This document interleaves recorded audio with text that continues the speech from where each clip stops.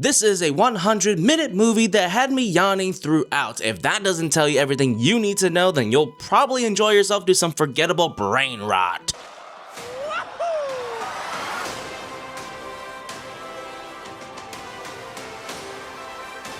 If I sound a little different here, that's because I'm dealing with some major allergies that I am trying to get over, still recovering over the weekend, god damn. But I need to get this out there before it's too late because there's constantly something new that I need to write and talk about. Look, okay, I went into this movie with an open mind because I did enjoy the first film. I had a good time with it, not a memorable one, but it was a fun turn off your brain type situation and never look back. Does anyone remember what happened in the first one? I don't, and I don't think anyone else does either. Why do all of these adaptations need to have a real world where our characters are transported from? Why does there even need to be a real world in the first place? Sonic, Minecraft, Monster Hunter, Super Mario Galaxy, and the upcoming He-Man movie. Why do all of these movies have a real world in them? Why can't the movie just take place in the world of the game? Who asked for a Super Mario movie about a real normal plumber with a Brooklyn accent who gets sucked into a different world? I mean, I guess Mario can get away with this scene since his origin story is a bit muddled. He was either born in Brooklyn and traveled to the Mushroom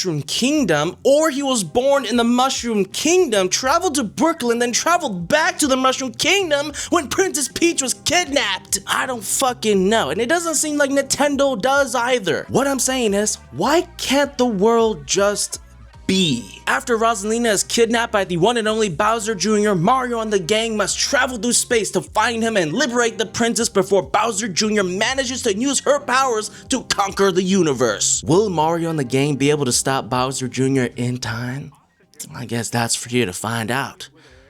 Or maybe never find out. There are only two things I could positively say about this movie. One, the animation stylistic choices made for this film is beautiful. What a time to be alive where animated movies look this fucking good and are this fucking capable. I mean, just look at it. Oh, yeah. Oh my god. And AI is only going to further advance animation capabilities, which I am excited for. You can be angry all you want with that statement, but it's not gonna change the fact that every studio in the world will be adopting AI to help with their projects, and the majority of consumers who don't give a fuck about AI replacing people will continue to buy the product. The denial that AI won't or can't replace people or jobs is the same outrage people had back in the late 90s and early 2000s during the internet boom. You can't compete with technological advances, you can only adapt. There are some awesome sequences where the movie jumps from the regular 3D animation to the side-scroller 2D animation from the Nintendo Game Boy. It looks flipping good with some really solid moments that were brought to life from the games. Which brings me to my next point, fun little moments. Princess Peach kicking ass, Mario and Luigi working together with a Yoshi by their side, and of course Fox McCloud, who's voiced by the one and only Glenn Powell. Oh, and Yoshi is voiced by none other than Donald Glover. Must have been quite the paycheck. Or not.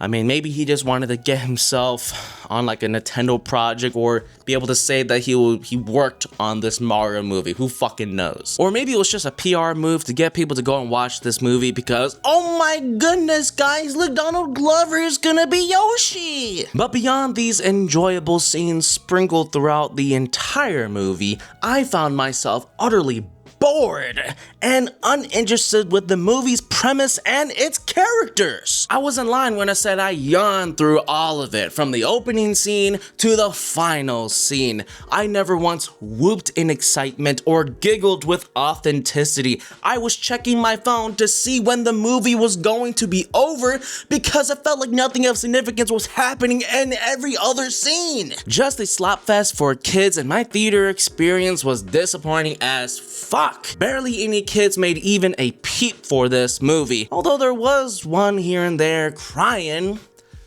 probably because of how boring it was. Somehow, with all the money and talent behind the scenes, Super Mario Galaxy is an exhaustingly waste of potential. The script is so uninspired, it offends me. They didn't even try to make something meaningful here. Princess Peach and Toad just ditch everyone and go on their journey. Mario, Luigi, and Yoshi need to play catch up behind Peach and Toad. Bowser Jr. wants to get his dad back after kidnapping Rosalina so they can work together to conquer the universe. Why didn't Peach and Toad ask Mario and Luigi to join them? Why didn't they try to use Bowser as a trade for Rosalina? Why didn't they just try to fight Bowser Jr. and then find where Rosalina is? How the fuck did they even know where to start looking for Rosalina? I don't know, maybe I missed a couple details here and there, but for the most part, none of this movie made any sense. Nor did it have any emotional weight that could have kept me invested. None that could have kept anyone invested. They were definitely hoping that spectacle and nostalgia would be enough to distract people from the horrible writing. They were hoping that it would be enough to distract people from the convoluted plot that no one could follow. It actually kind of pisses me off how shit this movie is, because it had so much potential to just be fun. To expand on the Super Mario world and just be a roller coaster ride for families to enjoy. What a waste of time. I mean, I can't say I'm surprised, but also I kind of expected more. Alright, that's enough of me.